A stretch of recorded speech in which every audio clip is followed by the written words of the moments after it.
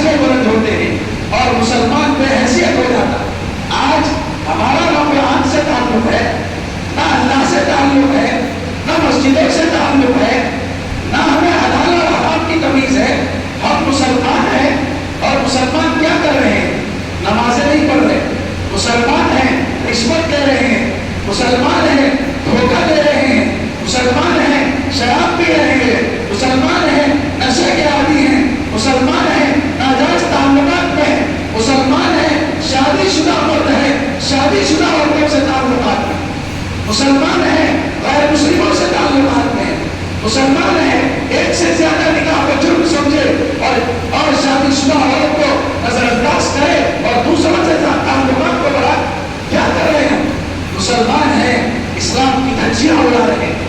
مسلمان ہیں اللہ کے حکموں کو روک رہے ہیں. رونا رو رہے حکومت کا، رونا رو رہے حالات کا، اور تبدیلی کچھ بھی نہیں لا رہے اپنے اندر. اور صرف جمعہ آ گیا، شب قدر آ گئی، شب برات آ گئی تو مسجدیں ایسی بھر رہی ہے کہ پابند مسلیہ پیچھے اور جو ہے اس دن آنے والے سامنے.